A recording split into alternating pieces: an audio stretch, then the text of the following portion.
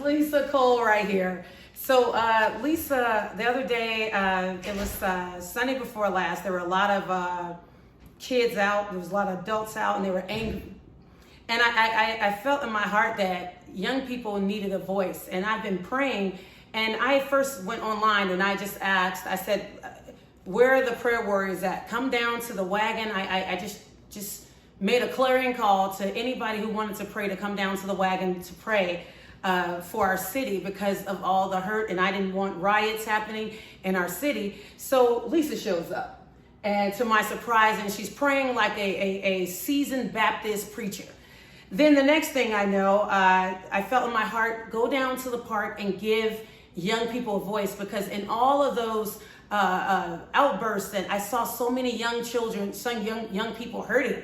And so I said, I think kids have it right. They have it better than us as adults, because we found so many years and so many things to separate us and divide us.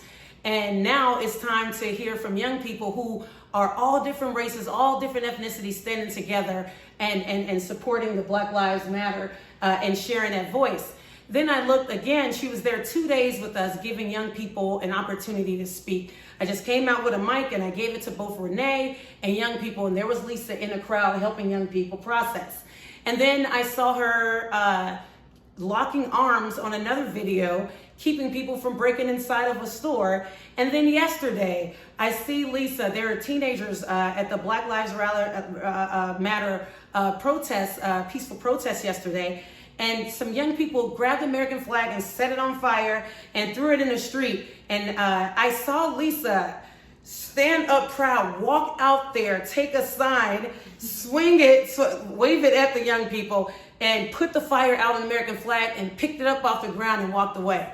And I said, that is a young person. That's leadership, doing the right thing, even when you don't think anybody's watching. But so far, you've been watched every time somebody's caught you doing good. How does that feel? I have mixed feelings about it, because I don't really want to be in the spotlight, because I feel like it takes away from the movement that's going on. But I like that it's reinforcing my generation and just showing other people in my generation we can be those leaders, that all the negative stereotypes around young people and that we're lazy, we don't know what we're doing, we're just going with the flow without a cause, just reinforces that we know what we're talking about and that we're doing things for the right cause. I just, you inspire me when I see you. I also want to talk about, you've been caught doing the right thing. What compels you to do all these things just to make yourself present? You put yourself out there. I mean, there's a lot of things you could be doing, but you chose to be in all of these places that you felt made the most difference. What drives you to do that?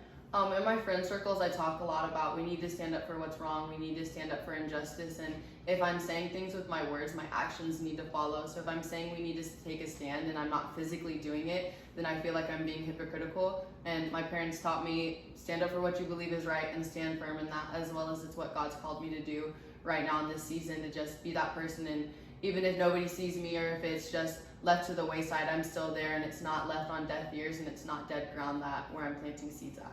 So if you could tell anything to the people that who are listening, to the adults, what would you tell them today, and what would you tell young people?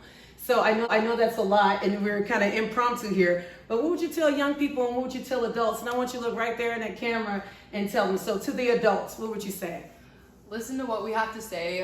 We talk with a lot of passion, and we talk with a lot of anxiousness, because we've been trying to get our voice out there for such a long time and people haven't been listening. So now it's at the point where we're like, hey, listen, we have solutions, we've been researching them, and we want to get them out there. And so just listen to what we have to say and provide spaces, even if it inconveniences your day, your plans, it ruins the schedule that you guys have originally planned. If you don't have young people in on them planning that, then it doesn't give us a space for us to be like, hey, this is what we want for our generation and the generation next to us, because there's big differences between the older generation and then my generation, and even the ones younger.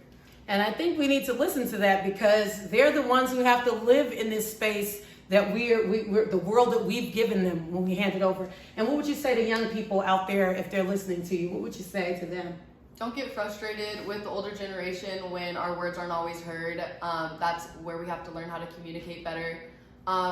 We do not have the power to change a lot of things, but you need to find ways to network, to introduce yourself to people who do have the power to change things, because there's a great thing with protesting and posting, but if you're not actively pursuing the people who can make what you're posting and protesting happen, then it's just gonna stay right there and you're just gonna hit a wall.